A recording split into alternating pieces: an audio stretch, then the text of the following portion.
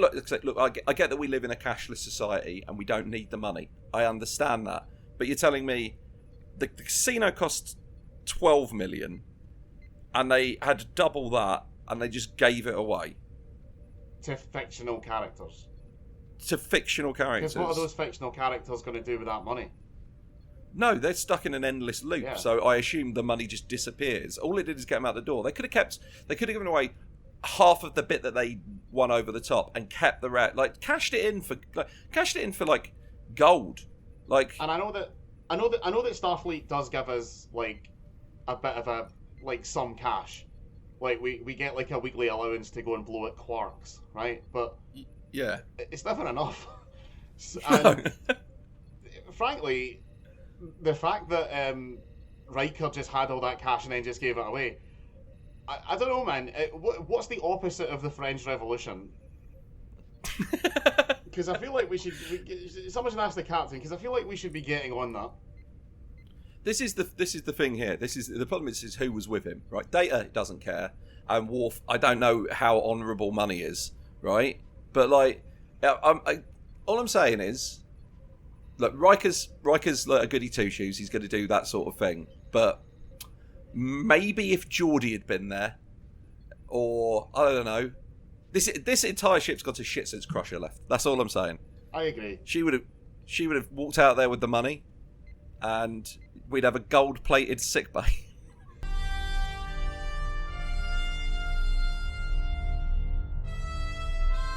Podcasts.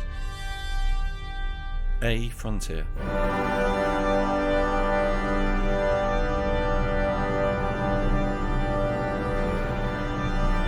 These are the voyages of the podcast Captain Slug. Its ongoing mission to explore strange new episodes, to seek out new jokes and new references, to split infinitives that no one has split before.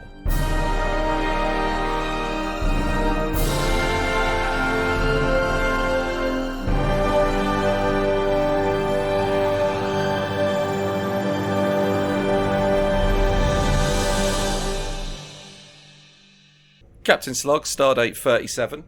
In a row? The continued voyage. Yeah, in a row.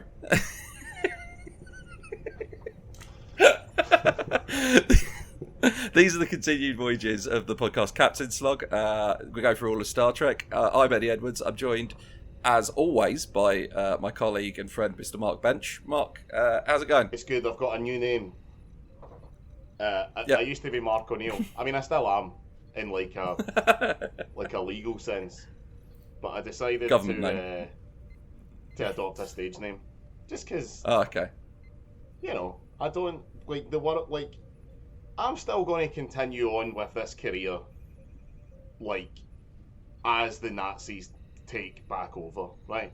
And I feel like I want to be slightly less identifiable, so I adopted a stage name that's just my real first name and an obviously comedy surname, and I hopefully enough of whatever horrific far right militia take over, or are voted in by the fucking sponge-brained morons that make up the voting minority in this country, are so distracted by the fact that they're like, oh, that's clever, because if he was in hospital, and you know the way the names would go backwards, his name would be Benchmark, which is a word. That they'd be like, yeah, no, he can stay. I nearly did that on my Edinburgh posters. I was like, oh, because I'm trying to go for like the medical brain scan thing. I nearly put Edwards, Eddie, and then I thought about the intelligence of the average person, and decided to not do that. Yeah. But I'm with you. I plan to carry on making fun of the Nazis as they rise to power this time. It's not gonna do much good for my career, but like in 50 years' time, I'll be an interesting person who gets shared on like other people's, whatever the equivalent of a Facebook feed is. Yep. Oh, this is Eddie Edwards. Apparently, his last words was to call a Nazi a prick. I'd like to make her come up with something clever, but it's probably. I had a good old shout at an anti-vax procession yesterday because they were doing it through town, and obviously their signs at the front were like "Freedom now, end lockdown." To which I just kind of caught one of their eyes and just gestured to around me. And then one of them had. And then one of them spell had check a it 6 times. What's that? They had to spell check it 6 times. They can't go write another one. It's gonna take a month. Well, one of them had a sign that like was, I guess, I mean, I can't. It's difficult to put the quotation marks around the word science in an audio format, right? But the quote unquote science of vaccine injuries or whatever the fuck these people are annoyed about. And it was just like a full essay, like, and it was like size 12 calibre. So I caught his eye and then I shouted at him, "How the fuck am I meant to read that?" And then he kind of took it back, and then I shouted, "If you're gonna talk shit, at least be fucking concise." Before Laura was like, "No, come on, we have to go," and she dragged me away. To which, and then a mother and daughter that were following us. The mother turned into the daughter turned into the mother and went, "Oh, sorry, what was he saying? What did that sign say?" And I was like, "Exactly." You should have asked if you could borrow it to read it, and then when he gave it to you, run off with it. Yeah. Sorry, can I have this? Because I'm running out of toilet paper. I don't care if it's laminated. I'll take that. Oh, I used to know a very devout Catholic girl who also got into the anti-vax thing. Like, this was pre-COVID. This was back just on the back. Oh, it causes autism, which one, it doesn't, and two, that shouldn't be preferable to death. Yeah. I'm thinking about going to get myself checked. So she genuinely. I'm constantly annoyed that every time I take like an online "do you have autism or do you have ADHD" test, it comes back completely negative, because I'm like, are you certain? Like, there's got to be a reason why I cannot remember the details of the lives of my close friends, but I can remember clearly Simpsons episodes I saw 25 years ago. Yeah. But fucking Blind Boy on his podcast recently got diagnosed with autism, and so he done an episode that was just, here's how I feel about being diagnosed with autism, and he told us all the symptoms of that, and I was like, this is like listening to my own brain talk to itself in a Limerick accent. Like, are these things not normal? Like, is it weird that I just have no consideration or think about people when they're not actively in my life? and the fact that I don't really have any, like, I don't have any. I mean, we've gotten into this topic on this podcast quite often, but I don't have any regrets about that. Like, it doesn't feel weird or to me. So anyway, no. Continue. But yeah, so they put up they regularly put up this video that was proof that vaccines were bad, and it was an interview with Andrew Wakefield, and I was just like, oh, so Andrew Wakefield, the man who was struck off from being a doctor in the UK because he was unethically treating autistic children fucking terribly during like experiments. Yeah. And they were like, oh, well, and then the argument went on for like 3 or 4 pages until eventually she said, "I'm a person of faith. I don't need evidence to believe something." To which I responded, "Then why did you post that video as evidence that you were right?" And that's when she unfriended me. Nice. It's like, I hate that. It's like, oh, if ever you're one of those people, here's the deal. What that means is, if definitive evidence ever comes out that you are right, you aren't allowed to use that in your arguments. Yeah. To be like, well, actually, I don't believe in evidence, so no.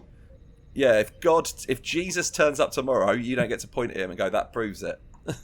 I get to point at him and go, well, now there's new evidence, I will change my opinion, because that's always been where my stance was. You fucking morons. How fucking smug are, like, religious people going to be if Jesus comes back?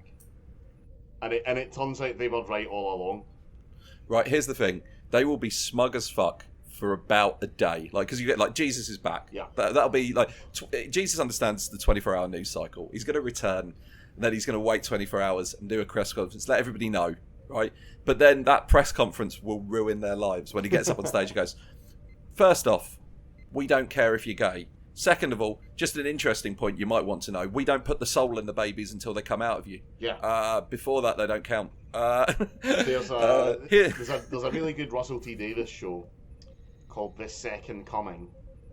Oh, it's brilliant. Brilliant. Absolutely brilliant. But there's a thing that really sticks with me, and it's a fantastic show, right? If you haven't seen it, watch it. Christopher Eccleston is the second coming of Jesus, isn't it? Yeah. It's Eccleston. Yeah, it's so good. And he comes back in modern day Manchester, which if ever a place needed Jesus, but he gives it. He does like a big speech, and he's like, right, here's the deal. Basically, no one ever gets to heaven because you're all such cunts. Every one of you, and hell is like overflowing, and we've decided that, you know, there's basically no point in continuing this experiment anymore. So from now on, everyone who dies will just cease to exist. Because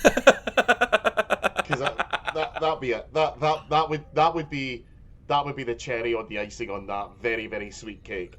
Because all the people who were given it, oh, look at you, you must, such egg on your face, Mark, for not being a believer in Christ, and now he's back and you're going to pay the price, and I get to turn in and go, well, fuck you, because exactly the thing that I thought was going to happen anyway has now been confirmed.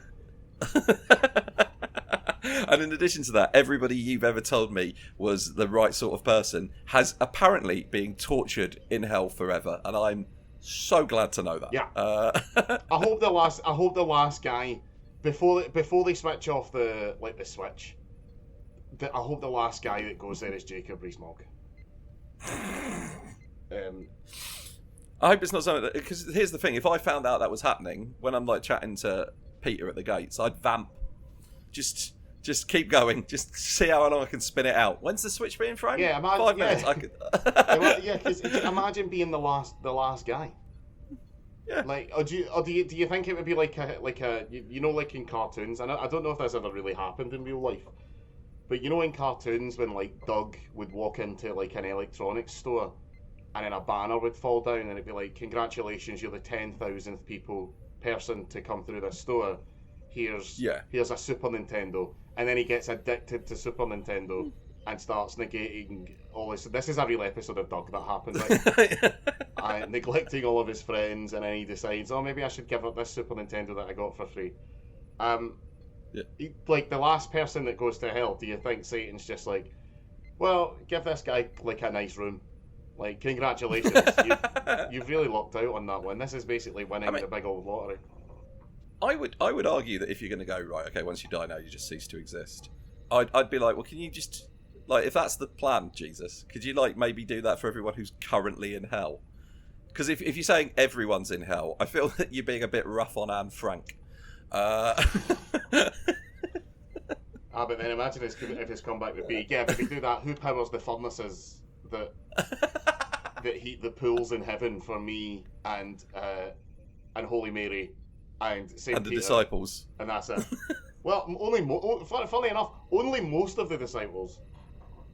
Well, no, not funnily enough. There's one I can definitely understand why he's not getting in. No, do you know what? What's weird? Judas is there. Judas has got. See, here's the thing, right? Judas got to heaven, but they were like, right, we have to show an example. So you're in heaven because technically your part in the story was like absolutely necessary. Otherwise, the whole thing would have gone to shit, right? So we've decided to let you into heaven, but you're the janitor. So he gets, which I'm not shitting on being a janitor, right? Being a janitor, I imagine, is probably quite a fulfilling job. And you do well, and I'm sure you're beloved by all the pupils and all that. To the one custodian that's listening to this podcast, I genuinely salute you. Like your job is so much more necessary than 95% of the jobs out there. But still, if you're the janitor in heaven, you're not going to be pleased about that, right? And I bet he has to. Right, here's what it is, right? They were like, right, you are in heaven, right? But you have to share an apartment with like the least good guy that we ever let in here. and you never get invited to parties The only way Yeah. but obviously heaven, you still have to go to some parties. The only way you get to go to a party is if someone else accidentally slips up about there being a party that you're not invited to, and you get to invite yourself. No one will enjoy it. And to be honest, you'll just make things more awkward. So, in that situation, I would probably, like, if I was Judas in that situation, I'd just be like, "Can you just tell me when the parties are happening, so that I can go to the pool while you're all not there?" and then God's like, you found a loophole, right? Okay, you can do that, but we're turning off the heating in the pool. And it's going to be mildly overcast, so you can swim, but it'll be cold, and it might rain. And then the other. But speaking of nightmarish, horrifying afterlives, Mark, this episode of Star Trek. That's what I was thinking. I was saying that to Laura while we were watching it. So. Right, basically the plot of this episode is that Riker, Data, and Worf go to a casino. Now, I was saying to Laura that I quite like casinos.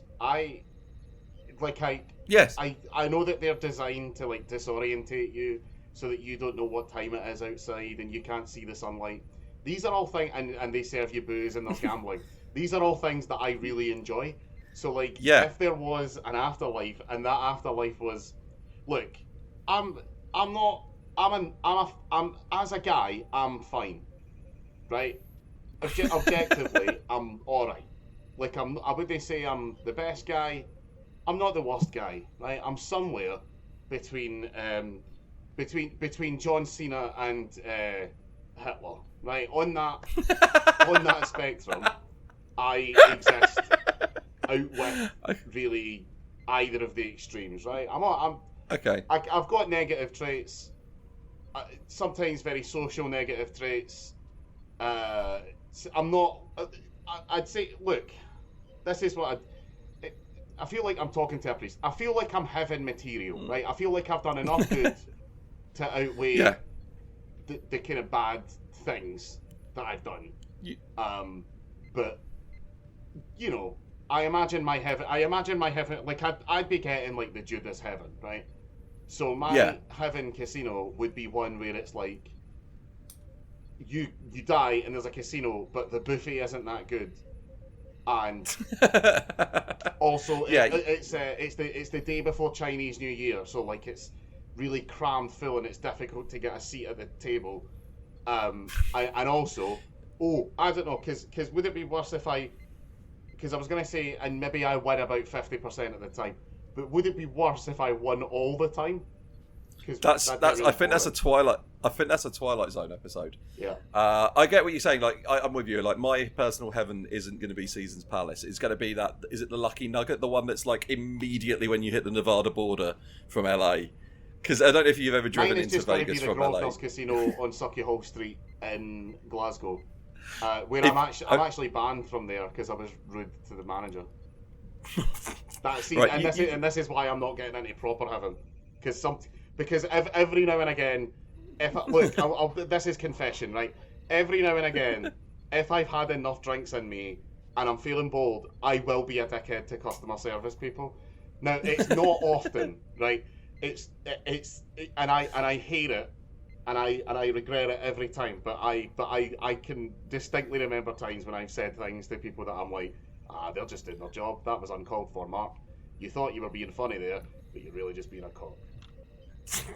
I've worked retail long enough that my general level of like don't give people in the shops shit is quite high, but that is equally then justified, balanced out with even when because I didn't care about those jobs. I was very much calling it in. So if somebody fails to meet what I would consider the minimum fucking standard of like where I was, at that point I'm like, no, you're being a prick, mate. Okay, right, fair enough. Yeah, I'm there, yeah.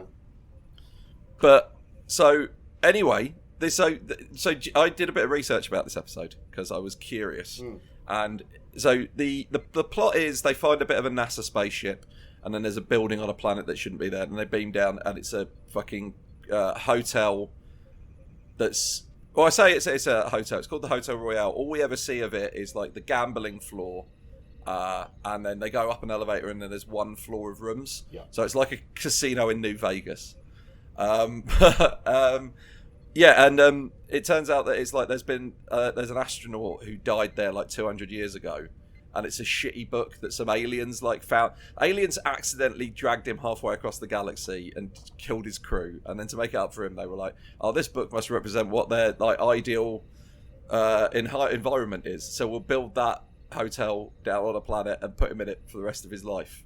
Which is a bit bizarre, right? Because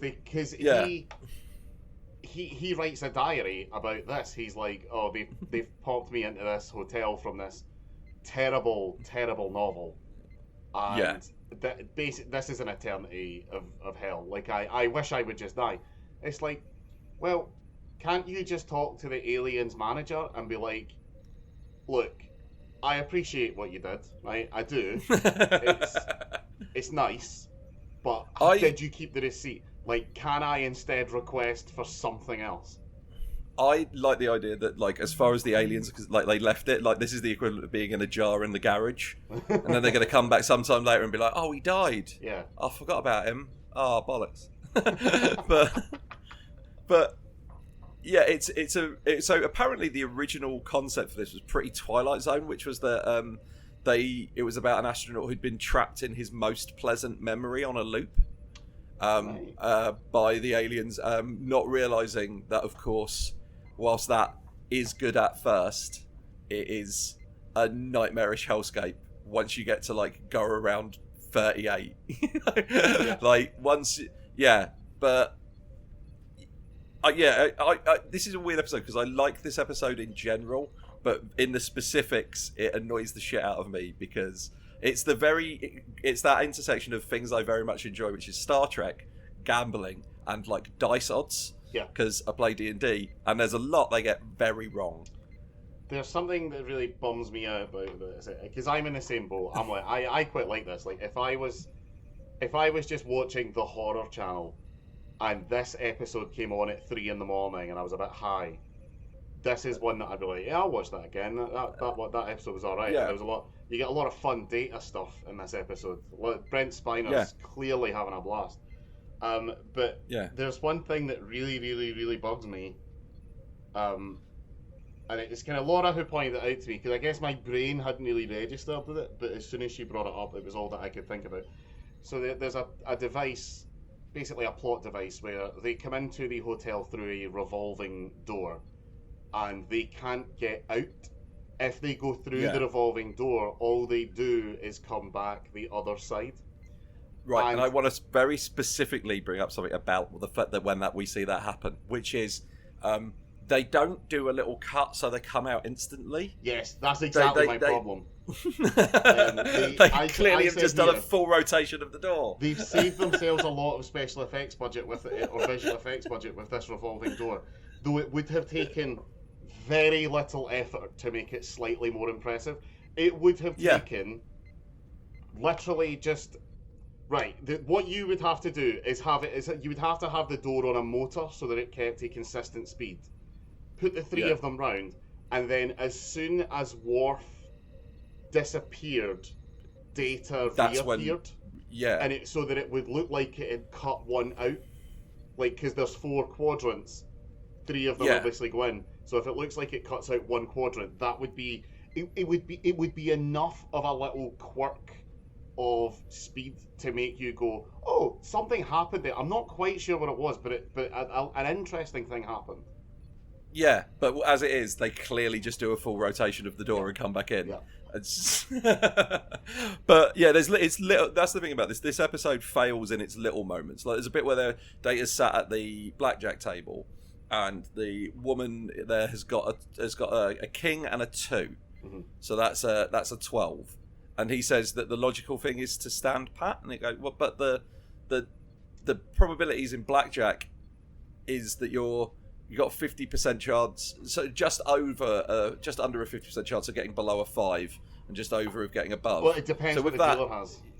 Yeah, but it basically works out that it's my view on blackjack has always been that the house sticks on 17, so I stick on 18 or 16 depending on my mood, and that's because that's how you get a little bit of advantage.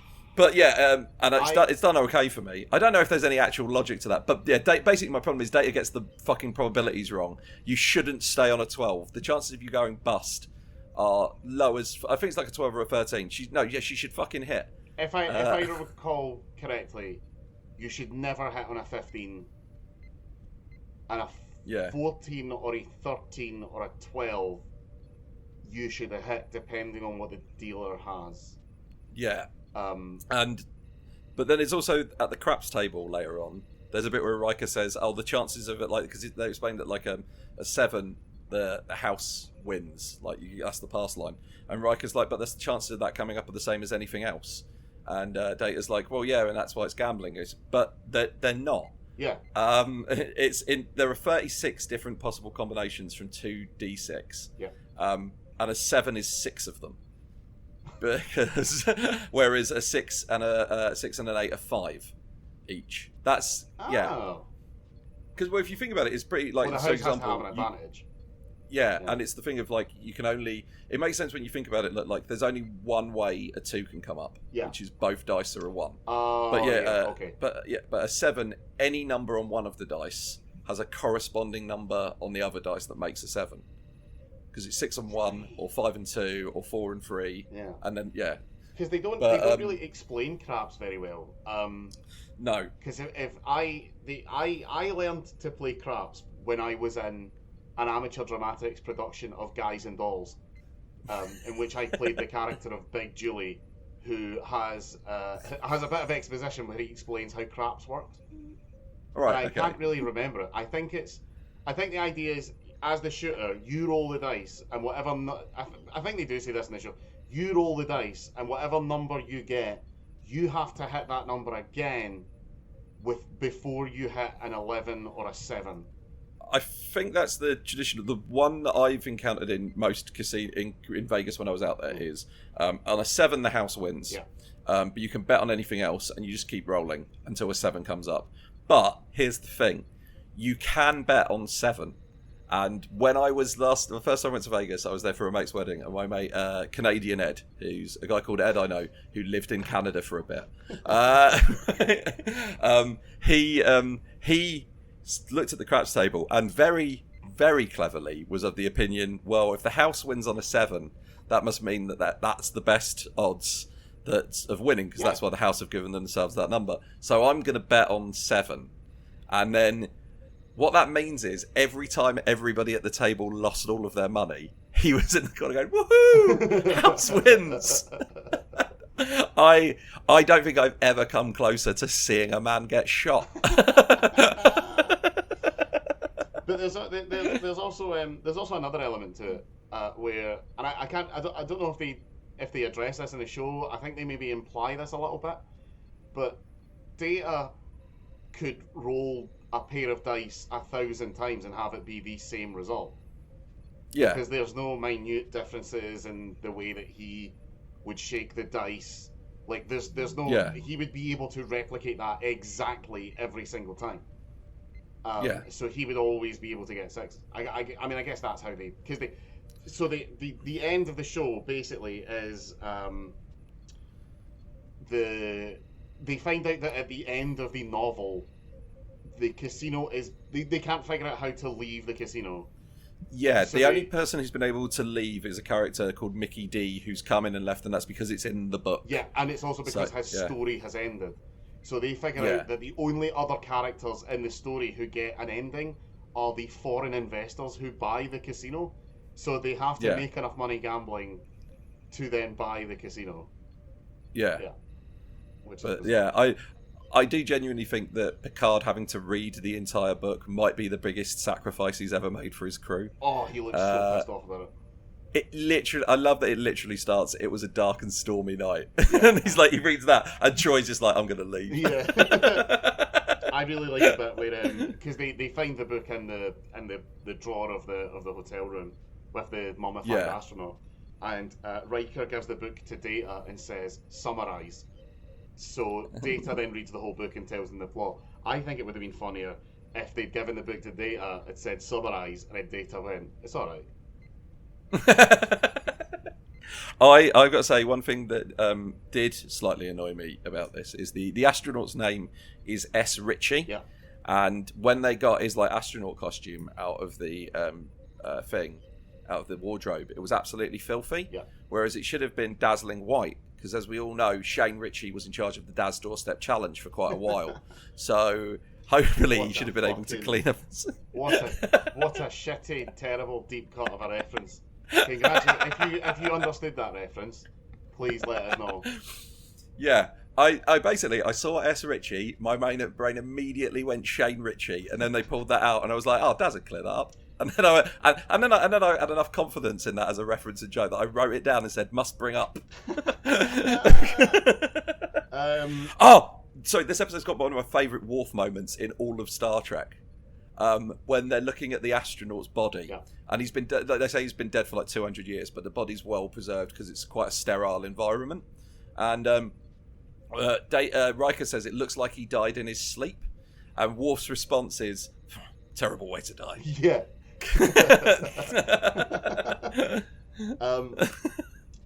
He also they pull his spacesuit out of the cupboard, and they realise that the American flag has 52 stars on it. Yes, it does. And what do you reckon the other two states are? See, this is one of these things. I've given that they actually give what dates that means that the flag's from. Yeah. Because they say, and it's like 2033. So my theory would be Puerto Rico is currently trying to get statehood, and so is Washington DC. That's what I presume. Because it's weird that that's one of the few things they probably got right. But also, there's another thing in this that they got right, but they got wrong. Because this starts with Picard trying to solve Fermat's last theorem. Yeah. And he's like, oh, nobody's been able to solve it, which was true at the time of broadcast. But in 1995, Fermat's last theorem was solved, which is whilst TNG was still on the air. And I looked it up, and apparently this is addressed in Deep Space Nine. Oh, wow, that's fun. Because... so the proof of this is like okay, first of all, and you'd love this, and I recommend this to anyone listening. On BBC iPlayer there is an episode of Horizon called Fermat's Last Theorem, and it's about the guy who solved it, and it's amazing. So he was like a mathematician, and like he got tenure at his like university, and it's like you're expected to publish some research every couple of years, but it's one of those things where it's expected, but it's not like specifically in your job description, so you can't get in trouble for not doing it. And he didn't release anything for like 15 years, and all he was doing was he'd be sat at home, he'd like do his like morning like classes and everything, then he'd come back to his house, sit in his office for 4 or 5 hours a day trying to crack Fermat's last theorem. And his proof of it involves like really complicated maths that had only been invented in the last like 10-20 years. So the thing I think they redress it in Deep Space Nine is the thing people are trying to do is work out what Fermat's actual proof was. But watch that episode of Horizon. It's fucking incredible. See, I'm into that, right? Because I have basically no interest in mathematics, right? I actually I talked earlier about like wanting to go and get the old autism check, right? And a part of that is my complete fucking, like, my brain's complete disregard for maths and arithmetic. Like, you cannot, there is nothing that you could do that would make maths in its own sense interesting for me. Like, literally nothing, right? They tried everything. I can't do maths. I don't know. I have fairly middling dyscalculia, right? So I can tell the time, but I can't. If you were like, what is any double number times or divided by any other 2-digit number, I'm not even going to bother, because my brain will just be like, well, we can't do that. That's crazy talk. But. So that's why I love it when films try to go out of their way to try and make it interesting, but actual stories about how maths work, I find fascinating. Like, I remember I watched a video on YouTube that was about so the concept of zero, like, didn't exist until much later than we thought that it did, right? Yeah. And they explain it at the start of the video. I'm like, but zero is just the concept of nothing, and I understand that concept, so why does it not go in maths? And then they try to be like, well, because maths is this and maths is that, blah, blah, blah, blah, blah. But then they were like, here's the dude who discovered, I presume a dude, here's the person who discovered that zero doesn't exist and that zero should be in maths. Here's their story, here's how they got there, here's the things that they did and what they were doing at the time, and at the end of it, I was like, I understand that now. I get that. Because I can put a story to it. So the idea of, like, this thing about fucking theorems and proofs, and like, here's a proof that's never been proven, so I'm going to go off on holiday, and like, rather than read a book, like, this is something, I don't know if my dad has ever done this, but this is something that my dad would be interested in. Like, going off to Spain for the week, and while my mom is like out there, sorry, I've got an Irish girlfriend, I keep saying mom, while my mum is like hanging out in the sunbeds or something, I wouldn't be surprised to see him on the sunbeds with like a theorem in front of him, like solving it. But I don't understand what that means. Like, how is it not solved? Like, is it just justification? Is it just because I think Laura tried to explain this to me. She was like, it basically means that 1 + 1 = 3, and what they have to do is figure out why that guy thought that. Yeah. So the one with Theorem's last theorem is it's this. It was basically it's a little note in a margin of some stuff he was writing, and it's like a² + b² = c², or something like that. And then he puts in, and he goes, and then he puts in, but a³ or a to like a if it's like any other number. So it's like instead of to the power 2, it's 3, 4, 5. If you put that, change that to any other number, that doesn't work. It will never work. And it can't possibly work. And then he went, oh, I've got an ingenious little proof of this. And then nobody's got the bit of paper that like proves that. But because he's saying something's not possible and numbers are infinite, you can't just check every number. Yeah, so that's why the problem is. So you need something like a mathematical series of rules that go, oh, because this isn't true, this isn't true, this isn't true. But yeah, it's one of those things like the reason I know about this is because I've watched the Horizon thing a few times, and I watched it because there was a video.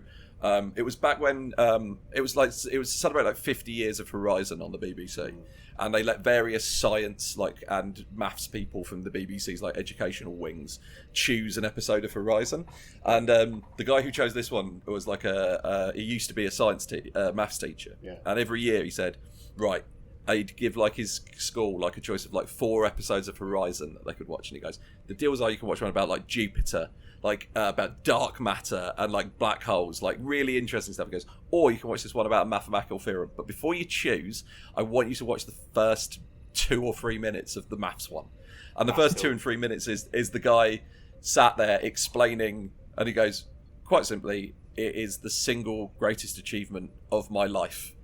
And like he just talks about how much of his life he devoted to solving this, and it's like he's been obsessed with solving it since he found out about it when he was like 9, right. And he starts to cry like in the interview. Wow! And then he turns it off, and he goes, and every single time the kids would be like, "No, we want to watch the rest of that. I want to find out what's going on with that dude." But yeah, no, it's like the thing's great because like they're talking to like other mathematicians who like worked with him about like what was going on. It's like, so what did you think he was working on? One of them just goes, well, you don't want to ask, do you? what if he's got nothing? What if it's all dried up? It's like, I don't want to kick a man while he's down, and that's just what I assumed. Like he had no new ideas. And then one day he just comes into his office, drops something down on his like thing, and he's like, "Oh no, this is interesting," because he didn't tell him what it was. Yeah. And he's going through it, goes, "Oh no, yeah, this works. Yeah, this makes sense." And he's getting like down to the last page, like the last couple of pages, and he just looks up and goes, "Have you solved Fermat's last theorem?" And he just goes, "Yeah, I have." But yeah, absolutely brilliant. Yeah. But that's I love that. But I like the fact that the one thing they got accurate in this episode, is completely right, wasn't right by the time Star Trek: The Next Generation went off the air. I like that Picard asks, goes to his iPad, and he says, "Oh fuck! I mean, get me get me fucking Hotel Royale by whatever the author's name is. And I was just like, oh, that's you fucked your algorithms there, Picard. That's all you're going to get recommended from now on, mate. Just terrible novels. You say that, it is terrible, I'm going to give you that, but it's not too far away from his Dixon Wright bullshit, is it? It's like gangsters in the casino. Dixon Bainbridge? No, that's Dixon Hill. Dixon Hill, yeah. Dixon Bainbridge is a Mighty Bush character. Yeah, no, you're right. It's just better written, isn't it? Like, yeah. O'Brien Watch. I want to do a real big shout out to O'Brien had his best line that he's had so far. When he was asked about beaming them back out of the casino, he said, "I'm dealing with a very narrow access point." Which you just know that was him being professional, because he wanted to say it's tighter than a gnat's chaff. But oh, I don't know about that, Captain. This is tighter than a nun's cunt.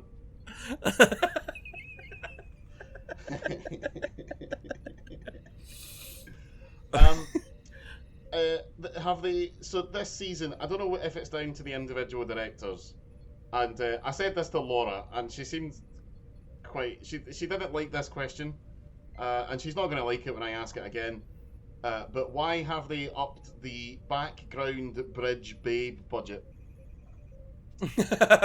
Like, why are there are some episodes of this where the background bridge characters, because obviously the main character. Also, as soon as the episode started and we saw Geordie, I was like, "What are you doing here? Get back to engineering." But all the ensigns, the ensign apparents who were up on the bridge to make up for Riker and Worf and Data were just absolute fitties. Now, I don't know. Is that my privilege? Noticing that, or because Laura and I ended up after that question, when she probably set me quite straight about it. We talked about the number of women on Pike's Bridge on Strange New Worlds. And, oh yes, and she brought up quite an interesting point, because she was like, well, I mean, obviously there's going to be a lot of women wanting to be on that bridge, because obviously, look at him. But then they're going to find out that he treats them very well, not only as crew members and women, but as people, which in turn they're going to tell to all their women Starfleet friends, who then are also going to want to be on that bridge. Yeah. I can see that making sense. Yeah. I mean, it doesn't really work for like Ortega, who's definitely a lesbian, but, and Larn, who doesn't experience human emotions. God, I love Strange New Worlds so much. So good. Like, it's got to be like Pike, who's just above like sexually harassing people, and who's the only other bloke on the bridge? Spock. He's not only a fucking Vulcan. He's engaged. He's fine. Yeah, you're golden. You're more like that. If you're a woman on board that Enterprise, the person who's most likely to sexual harass you is Nurse Chapel. and I Nurse Chapel as like just a bisexual disaster happening in the corner is my favourite thing about Strange New Worlds. Yep. What would be? Oh, hold on, Laura. Hold on, give us a second. Okay. Hello? Mark's just left the room now. I don't know if we'll keep this audio in, but if we do, I can see into Mark's spare room. There's a green screen. There's some soundproofing. I think what's an exercise bike? Oh, he's back. Sorry, I think there's a ghost. Oh, okay. Yeah, I just heard the very distinct sound of someone walking around. Okay. Right, better cut this bit out, because you don't want the ghost knowing. I know that's going to listen to this is the only other person who spends time alone in this house. Oh yeah, one thing I definitely want to mention. The guy behind the counter is legendary television actor Sam Anderson. What was he in? The biggest one is he was one of like the elderly couple in Lost. Oh yeah. but he's also like, if you look at his TV, like his acting credits, there's like 174, and it's like ER, X-Files. Like if a TV show has made it past 2 seasons, he's been in it. Yeah. I think he's in a Supernatural. He's done. Yeah, he's done. He's one of those things. Is like, because this is one of the things where the episode specifically is calling for poor performances, giving poor dialogue, and yet you get somebody who's genuinely fantastic. He is in Supernatural. I remember him being in it. I can't remember who he plays though. Yeah, he's. I think he's like a. When he plays a bad guy in Supernatural stuff, it's normally a guy in a business suit. I think he gets possessed. Yeah. I think he's maybe one of the demons' vessel or something, or meat suit or whatever. Yeah. Do you reckon there's any demons in like Supernatural who've still got like their first one? Like, I possessed a body in like when I first became a demon in 1604. And like I'm still carrying that around, and then they don't, because I just want them to like cast the demon out, and like have the person just be like, what the fuck is this? Like I was on the galley of a ship. Well, we know that Crowley doesn't, because Crowley makes reference to the fact that he is a New York accountant. Yeah. I don't know, man, because I don't really know how that works, because I don't know if it would make them ageless, because the demon possessing them does make them invincible, because like Crowley can go to the bottom of the Mariana Trench and shit like that. Yeah, it makes you invincible in a sense, because like I know angels regularly like heal their vessel so that no damage has come to it, whereas the demons just use demonic power to keep it going, even though all the bones are broken. Yeah. So that the person inside is having immense pain, and that's like the Crowley thing. Is like, oh no, the guy embodies him and is being constantly tortured and in immense pain, but he's an accountant from New York, so he deserves it. Yeah. Yeah, because then they later one of the plot lines later involves Crowley's actual bones. Yeah, because his whole plot line is that he sold his soul to get a bigger cock, and then when the Hellhounds turned up and took him to hell, he was in hell for I think a solid 5 minutes before he just went, "Oh, okay, I'll join you with torturing." Yeah, exactly. I never get that about like selling your soul in like something like Supernatural, because like you can literally transition from possessed soul, like from like soul in hell to demon. Yeah, that's like so just do that. I'll do that on day one. Yeah, it seems like odd, because from what I understand, most people in Supernatural when they die go to heaven, and it's only the people who either made a deal or who were particularly bad that go to hell. Yeah. There's my favourite thing a bit in hell ever is I think there's a bit where the Winchesters have to go there, and they go in and there's like just a little take a number thing and a queue, and they just walk past it, and the queue just seems to go on for like miles and miles and miles, and like they are getting to go, what's the queue for? And Crowley's like, oh, that's nothing, they've just got to stay in it. Yeah. And when they get to the front, they just have to take another number. Yeah, we're just hitting season 6, so we're just getting onto the storyline of Crowley being the king of hell, which I think is one of the best things the show does in its entire run.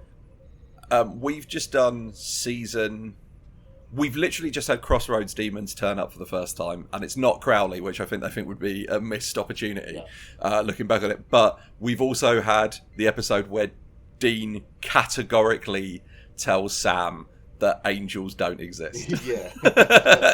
Which is like I mean, this is the thing I'm going to say. Like if I lived in the world of like Buffy, like there's a lot of talk about like, oh, I've never seen any proof. Like I think that somebody says in Buffy, I've never seen any proof of a higher power, and I'm like, vampires are scared of crosses because they burn them, and holy water. What the fuck are you talking about?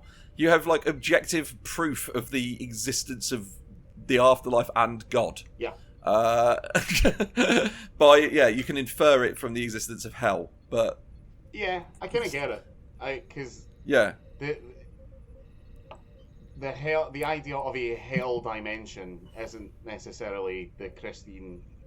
It's the same thing that I have about ghosts. Again, one of which I clearly have, which is that I don't know if I believe in ghosts. I'm about 90% non-believer on it, 1% if like what I did the other night, which is stay up till 3 a.m.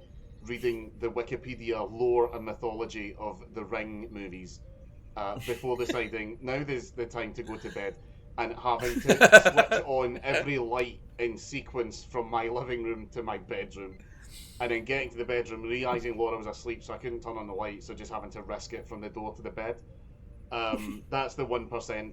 But I must have spoken about this on the podcast before, because I will take any fucking opportunity to talk about what does Mark think ghosts are. I don't think ghosts have anything to do with the souls of the dead. I think it's more to do with the fact that we don't really understand how time works. And that basically what we're seeing, if someone sees a ghost, is just a person from another time. Now, you might be like, well, because it's, you know, the way that like an earthquake is created when two parts of tectonic plates touch. So that's what happens when two parts of space touch. But when two parts of time touch, there presumably would be some effect, which I think is a ghost. But then you do have the good question, how come we never see ghosts from the future then? And how come we never see ghost dinosaurs? But I personally have the theory that, like, I'm with you. I'm 99% certain ghosts don't exist, but I have that 1%. And there's I have this theory, and it's utter nonsense, but it's what I figure could be happening if ghosts were real. Is what if the Earth is inside in the Earth's orbit, roughly going around the sun at the same sort of time, is some sort of cloud of something we don't understand, and at points when it's drifted over the Earth, like it doesn't make connection, like, because there's a lot of particles like dark matter and stuff we don't know in the universe what it is, so something like drifts through the Earth, and if that happens at the time that you die, something happens that just leaves an imprint, and then the next time that cloud drifts back over the Earth, the imprint appears again, like dusting like fingerprints. Yeah, that's kind of my, like, because there's some things like when people go like we didn't know X-rays existed for fucking years, like forever. It doesn't mean they weren't there. So I don't think that, like, if somebody proved the existence of ghosts, I'd be fully on board with, like, okay, now I need to know how. But equally, I also accept that every ghost hunting show ever, what they're detecting is a combination of two things, and one is the production team aboard, so they go into like other rooms and bang on pipes, and also if I was like 15 years old and I found out that they were filming an episode of Ghost Adventures at like a haunted house in my town, I would totally spend the night nearby fucking with them. But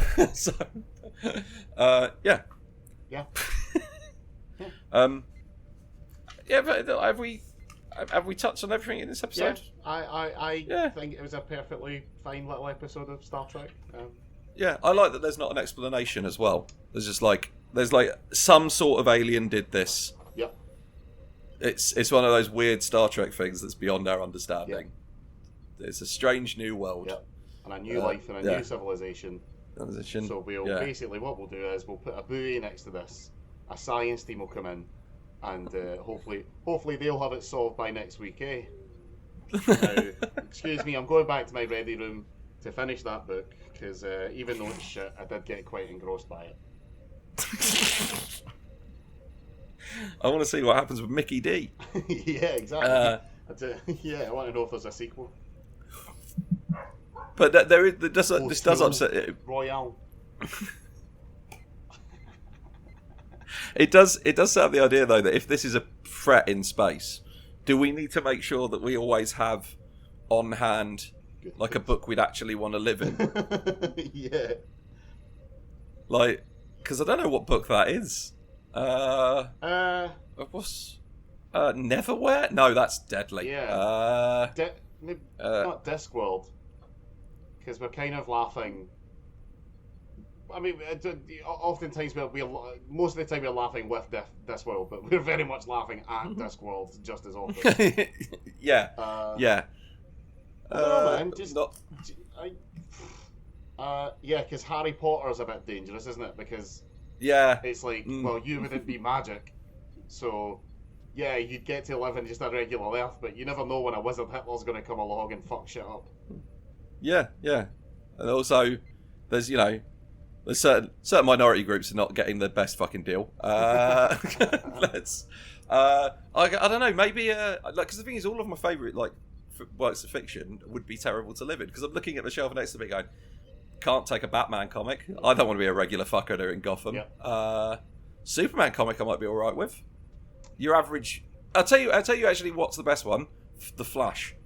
I reckon the average person in Central City, crime rates. The Flash probably has like normal crime down to like 0. Yeah. I don't even know. I can't even. I don't have any books in this room. They're all in a bookcase out in the hallway. But I have the Clerks X DVD. Oh, actually, I'll tell you what I've got. I'll just make sure I take the DM's guide with me into space, because even if I'm just a normal person, there's a leveling system. I can become a wizard. Yeah. By the way, I think that Dungeons and Dragons movie looks like a lot of fun. They've very nailed much the it. correct decision, which is not to go very po-faced with it, but to do what would the Dungeons and Dragons fucking campaign look like if it was played by 4 comedians? Yeah, I've seen it described like there was a thing like on the trailer, and like one of the comments was like somebody going like, "Oh, I imagine the Dungeons and Dragons community, like I don't play, but I imagine they're going to be really upset seeing something that they love and treat so seriously, like be tackled like this." And all the replies to it are people going, "This is exactly what playing Dungeons and Dragons is like." Yeah, it's actually in my WhatsApp group are now like, "Should we give this a shot? This seems like a lot of fun." And I'm like, "Yeah, my character is called Simon the Blinder." Because his solution to every problem is literally to try and blind it first. And like the bit where they're like, we need a plan. Where are we going to come up with it at the tavern? It's like, that's where you come up with plans in D&D. Yeah, exactly. Like, round of drinks for the table because everybody at the table's drinking. And as if I come up with plans, and then if the plans fail, and apparently they've confirmed in Comic-Con that there will be cameos. Brief cameo appearances from characters that are based on the 1980s Dungeons and Dragons cartoon. Oh, fun! And apparently Critical Role as well. Nice. Yeah, because I think that they were like, well, yeah, we can only thank you, Critical Role, for mainstreaming this enough that we can. I reckon Dan Harmon will be on it. I want Matt Mercer as a tavern keep, like doing the most outrageous accent he can. But yeah, I was watching the trailer and being like, "There's an owlbear, there's a displacer beast, there's a gelatinous cube." Yeah, can't wait. Anyway, I think we've solved this problem. Yeah. Yeah. So. Yeah, good episode of Star Trek. Give it a watch. You'll probably enjoy it. Yeah, go for it. Anyway, well, right. See you. Bye. Bye.